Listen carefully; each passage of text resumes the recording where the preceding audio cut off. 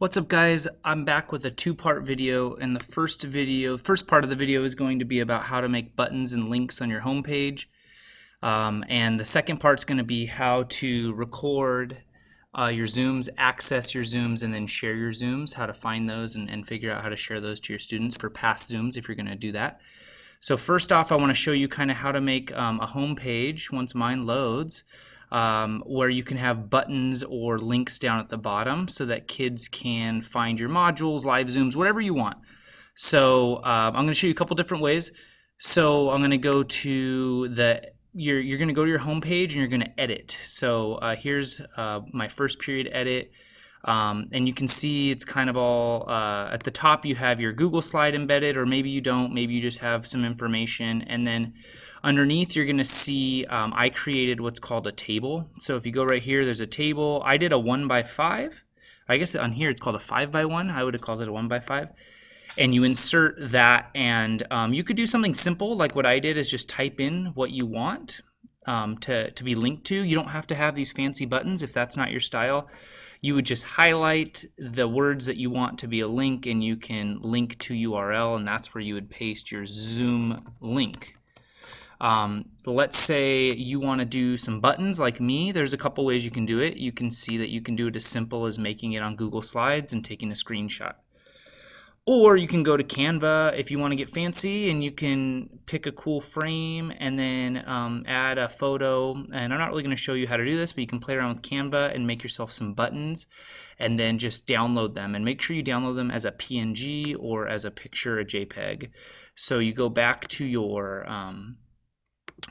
edit, and when you want to upload those, you would go to upload a new image.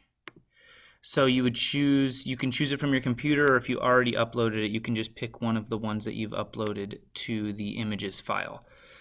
Once you do that, you're going to probably want to hide the little lines like I do. I don't really like these little black lines. If you want to leave them, you can. But what I did is you click anywhere inside the table, you're going to hit Table Properties, and then you go to Advanced. And so I click border style, I do hidden. Background color, I want white, and background and border color, I want white. And I couldn't figure out how to get it to work, but for some reason, I figured out if you use the code for white, which is hashtag FFFFFF, and if you do that twice for both of them, it should be white. And so you can see my the table lines disappeared. So I hope that's helpful. The second half now is going to be all about accessing and recording your Zooms and how to share it with kids. So I'm just going to cancel this because this is not what I want it to look like. And I am going to go move to my Zoom. So on your Zoom page, when you're making and scheduling a meeting, if you go down to the bottom and there's meeting options, you probably want to record your meeting if you want to send it to the kids. And so I always record it to the cloud. You can record it straight to your device, but I think it's a little bit easier to do it in the cloud.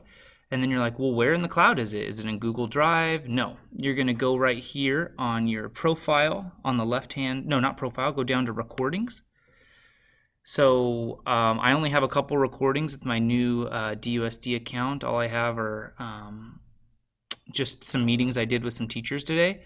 So you're going to have your meetings all listed here, and let's say you want to share them, or you can download them right here with more, or you can share them with your students. And how do you want to share them? Probably want to share them publicly. You probably want to let your you might want to let your viewers download them, or maybe you just want to let them watch it. If you want to put a password, you can. You can just copy this information. And so you can copy it to your clipboard, and then you can put it into a post or a page or an assignment. However you want to share it with them, you can. Maybe put it into your front homepage. I was thinking about downloading each one and making a little playlist on YouTube, but however you see fit is going to work for you. So those are the two little things I wanted to talk about today. Thanks for your time.